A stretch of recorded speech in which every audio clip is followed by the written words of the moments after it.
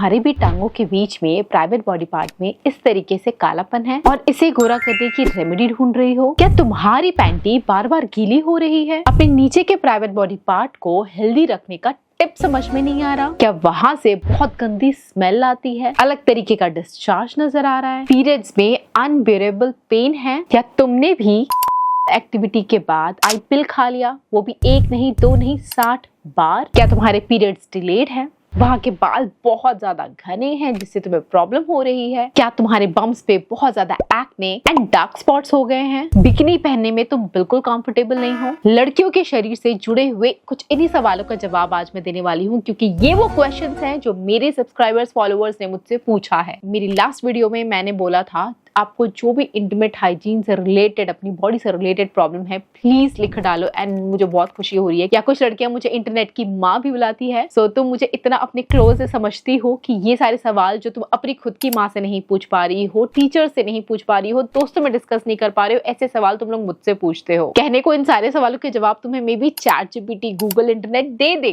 But वो भरोसा, वो एक्सपीरियंस, वो अपनापन जो तुम्हें मैं दे सकती हूँ, वो सिर्फ यही मिलेगा। आप देख रहे हैं बी नेचुरल, मैं हूँ रेखा। बात करेंगे लड़कियों के शरीर से जुड़े हुए कुछ ऐसे ऑकवर्ड क्वेश्चंस के बारे में जिसके बारे में पूछने में हम अक्सर हिचकिचाते हैं, बट आपका जानना जरूरी है, क्योंकि लिटरली आए दिन कुछ आंटियां और कुछ अंकल या कुछ कम अक्ल के लोग बोलने आ जाते हैं कि तुम्हें शर्म नहीं आती, इन सब चीजों के बारे में खुले में बात करती हो। भाई शर्म की वजह से ही इंडिया में एजुकेशन ना के बराबर है। एजुकेशन देंगे नहीं, लेकिन लड़कियों के अगेंस्ट क्राइम एंड अब्यूज उसके रेट एकदम टॉप पे है। सो चलो, मैं तो हूँ बेशरम और जितने लोग मेरे जैसे बेशरम हैं, इस वीडियो को कंटिन्यू करते हैं एंड स्टार्ट करते हैं with our first question, which is about लड़कियों का प्राइवेट बॉडी पार्ट इतना काला क्या होना नॉर्मल है? क्या सबका होता है? और अगर हो जाए तो रेमेडी क्या है? पहले तो आई एम रियली सॉरी, इस डॉल के ऊपर मुझे ये डेमो करके दिखाना पड़ा कि डार्क इंटीमेट एरिया मतलब क्या। लोगों को इंटीमेट एरिया मतलब ही नहीं पता होता है। कुछ की बात कर रही हूँ, कैसे पता होगा? बताया ही नहीं गया, उस पार्ट का नाम तक नहीं किसी को बताया गया। खैर, मुद्दे की बात करते हैं। Take a mirror and look down. अपनी बॉडी को खुद से देखने में कोई शर्म की बात नहीं है, आपको पता होना चाहिए। कई लड़कियों को ये भी नहीं पता होता है कि उनके अंदर कितने होल्स होते हैं, कहाँ से वो यूरिन पास करती है, कहाँ से पॉटी पास करती है और कहाँ से पे भी आता है, या वो एक्टिविटी करती है, कौन से वो एरियाज होते हैं,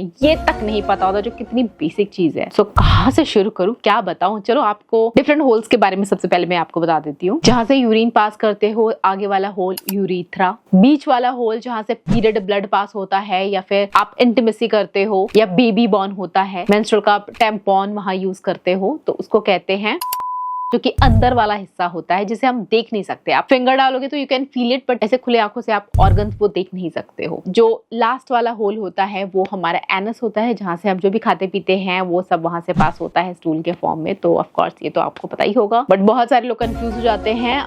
यूरीथ्रा एंड यूरीथ्रा से सिर्फ और सिर्फ यूरिन पास होता है, एकदम छोटा सा होल होता है। अब जो बाहर वाला एरिया आप जो देख पा रहे हो, जैसे मैंने कहा मिरर में देखो अपने प्राइवेट बॉडी पार्ट को, जो आपको दिख रहा है वो आपका वल्वा है, और जो एकदम अंदर की तरफ है वो आपको नजर नहीं आ सकता है, but you can feel it. If you put your finger inside you can feel it, but finger inside करके पुट करने की जरूरत नहीं है, आप ऐसे ही अंडरस्टैंड योर बॉडी, ठीक है? तो वो वाला एरिया अगर आपको लगता है बहुत ज्यादा डार्क हो गया है, कंपेयर करो वो एरिया और आपके बाकी बॉडी पार्ट्स डार्क नजर आ रहे होंगे। जब हम पैदा होते हैं उस टाइम पे हमारी पूरी बॉडी का कलर एक होता है, लेकिन जैसे जैसे हम बड़े होते हैं इंटीमेट बॉडी पार्ट के कलर थोड़े से डार्क होना स्टार्ट कर देते हैं। जैसे कि पहली बार वो डार्कनेस आप नोटिस करोगे जब आप थोड़े यंग होने लग जाते हो, प्यूबर्टी की एज आपकी आ जाती है, तब वहां पे आपको हेयर नजर आएगा एंड हल्का सा डार्क आपको दिखेगा। हार्मोन जो हमारे चेंज होते रहते हैं, इम्बैलेंस हो जाते हैं, या फिर जो हम टाइट कपड़े पहन करके रखते हैं उस एरिया को ब्रीद नहीं लेने देते हैं, तो वो एरिया थोड़ा डार्क हो जाता है। अगर आपने थोड़ा वेट पुट ऑन किया है तो आपके दोनों थाई आपस में रगड़ खा के फ्रिक्शन की वजह से भी वो एरिया डार्क हो जाता है। वहां अगर स्किन में वेंटिलेशन नहीं है, मतलब एयर सर्कुलेशन नहीं हो रहा है, तो वो डार्क होने लग जाते हैं। तो ये तो जब आप प्यूबर्टी की एज में होते हो या यंग होते हो उस टाइम पे होता है। हाँ, मैल की लेयर जो जम जाती है, अगर वहां की सफाई नहीं रखते हो, मलमल के नहीं नहाते हो, तो डेड स्किन की लेयर भी इकट्ठी होती है, तो इसलिए भी वो एरिया डार्क रहता रहता है। बट जब आप प्रेग्नेंट हो जाती हैं तब वो एरिया और ज्यादा डार्क हो जाता है। प्रेगनेंसी एंड आफ्टर डिलीवरी वो एरिया डार्क होना इट्स एब्सोल्युटली नॉर्मल। प्यूबर्टी में भी डार्क होना नॉर्मल है और ये मोस्टली हर लड़की हर लड़के के साथ भी होता है। मतलब प्रेगनेंसी में लड़के का डार्क नहीं होता है क्योंकि वो तो प्रेग्नेंट होते ही नहीं है। टाइम के साथ साथ अगर हाइजीन उन्होंने मेंटेन नहीं कर रखा है, डेड स्किन की लेयर आ गई है या हार्मोन के जो चेंजेस होते हैं उस वजह से बॉयज के भी इंटीमेट एरिया डार्क होते हैं। तो गर्ल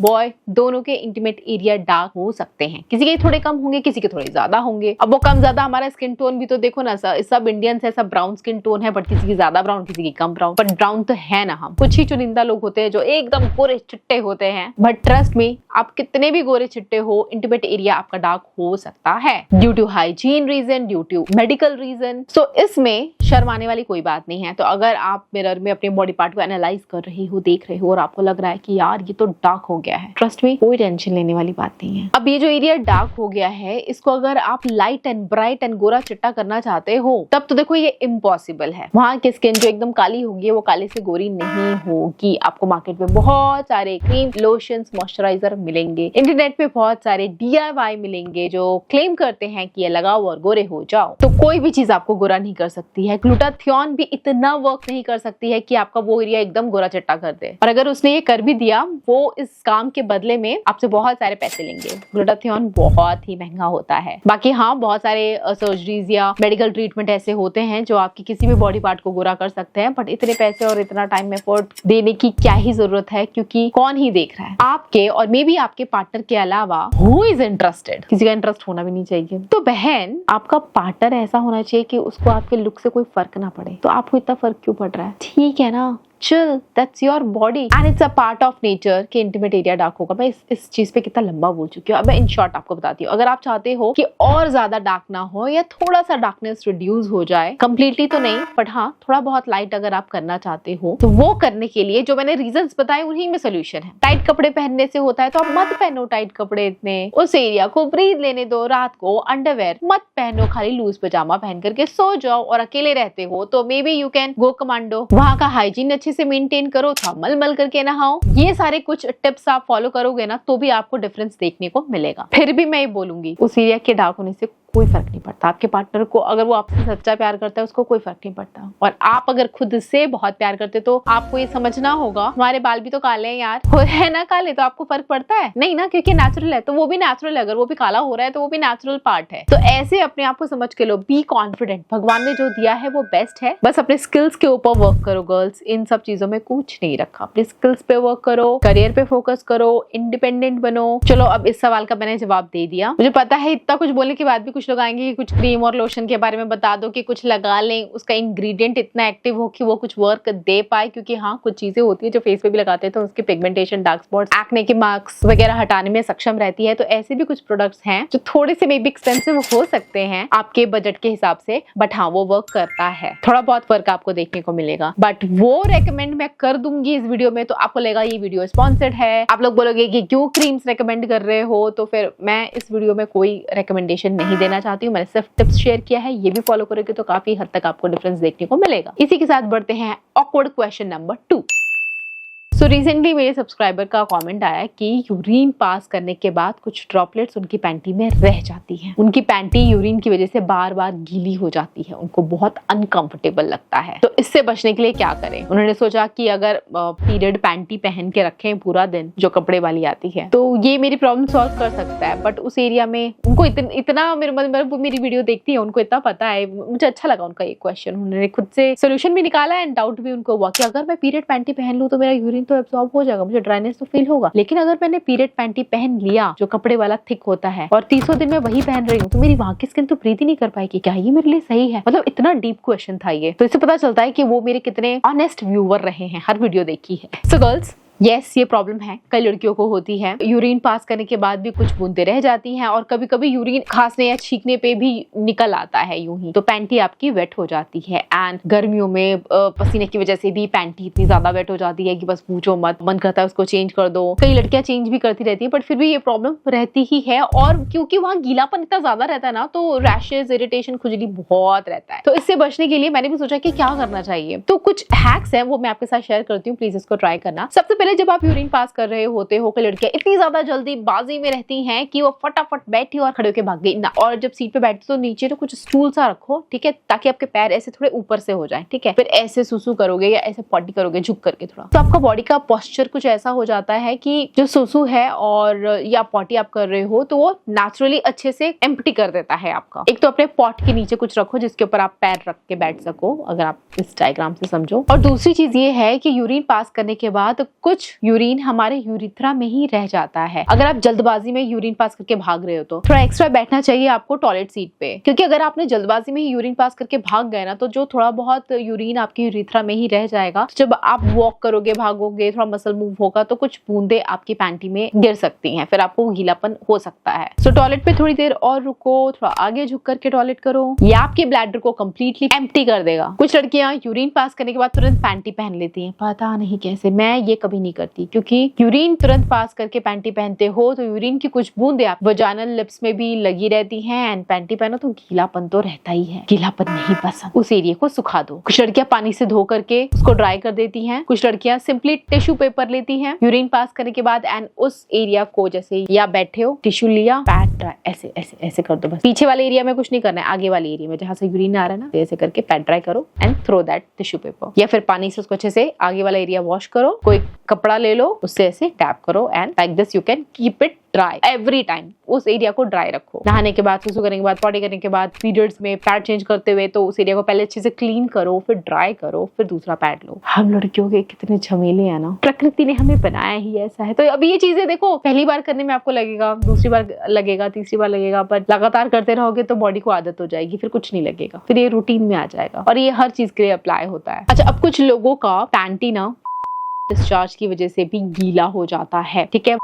जब आप बहुत ज्यादा अराउज्ड फील करते हो या अगर आप प्रेग्नेंट होते हो स्पेशली, तब बहुत ज्यादा डिस्चार्ज हो रहा होता है, तो ऐसे में वो वेटनेस अच्छी नहीं लगती है। तो ऐसे में या तो आप बार बार पैंटी चेंज कर सकते हो, ये करना अनकंफर्टेबल लगता है तो आप पैंटी लाइनर यूज कर सकते हो। जब आप बाहर ऑफिस में हो या कहीं बाहर हो उस टाइम यूज करो। घर पे हो तो पैंटी लाइनर यूज मत करो, क्योंकि देखो पैंटी लाइनर है तो वो पैड का ही छोटा सा वर्जन ना। तो अपने के पास एक पैंटी लाइनर को 24 घंटे और पूरे साल लगा करके रखना। पहले मैं ये बहुत क्या करती थी, बट बाद में मैंने रियलाइज किया कि this is not good for my intimate area health, तो उसको मैंने यूज करना एकदम कम कर दिया है। जब मैं बाहर जाती हूँ और मुझे लगता है वाइट डिस्चार्ज हो रहा है तब मैं यूज करती हूँ, घर पे हूँ तो नहीं करती। टिश्यू पेपर जिंदाबाद। बढ़ते हैं ऑकवर्ड क्वेश्चन नंबर 3।